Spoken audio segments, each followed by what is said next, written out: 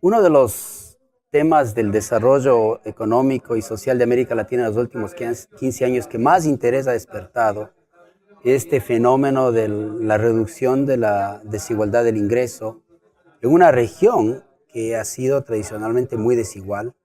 y en donde el tema de la inequidad social ha dominado una buena parte de la política de la región. Entonces, haber tenido una década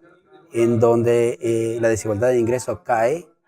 ha sido una noticia de tremenda importancia para la región, y esta conferencia y lo que estamos tratando de entender es por qué,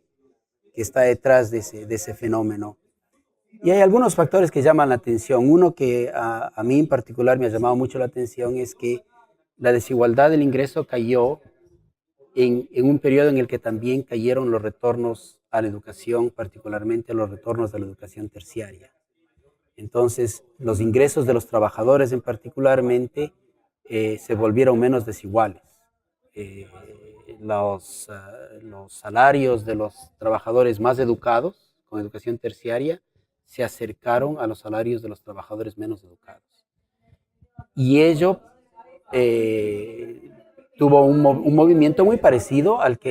lo que vimos con el Gini del ingreso de los hogares. Entonces, parte del misterio de por qué cayó la desigualdad del ingreso en la región parece estar ligado a la pregunta de por qué han caído los retornos a la educación. Y ahí tenemos un debate muy interesante que todavía no está para nada saldado, en donde hay hipótesis que compiten, y hay dos que a mí me parece que son las más dignas de estudiar. Una hipótesis es que algo pasó en, en la calidad de los trabajadores que tienen educación terciaria, en la calidad de la educación que ellos tienen, que puede estar ligado quizás al gran aumento de la cobertura que ha habido de la educación hacia los grupos de ingresos más bajos, y que a lo mejor implicó que no solo venían estudiantes menos preparados para la universidad,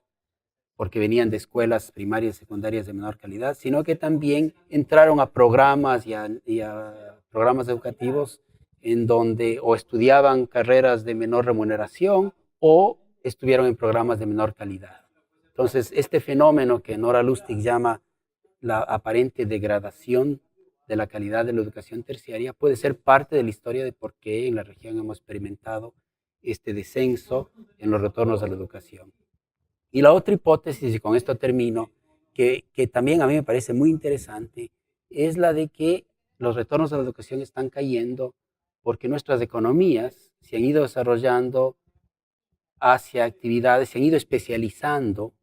en actividades que tal vez demandan menos destrezas y menos skills que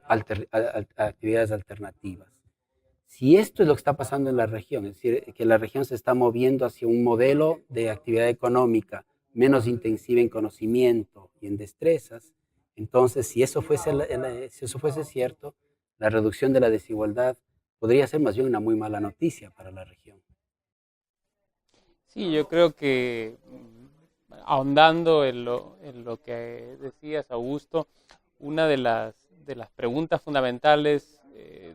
de la economía actual en América Latina es entender por qué está cayendo esta desigualdad, y yo creo que nos interesa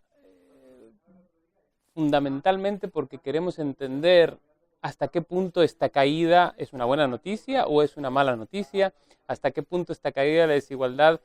tiene más que ver con un proceso de crecimiento relativamente rápido para lo que es la historia de América Latina, y por tanto, si nos movemos hacia un mundo de crecimiento más lento, que es lo que parece lo que está ocurriendo, lo que va a ocurrir en los próximos años, esta reducción de la desigualdad se va a detener. Y yo creo que al final del día lo que intentamos es entender un poco cuáles son los determinantes de esta caída de la desigualdad para poder responder a estas preguntas que son al final las que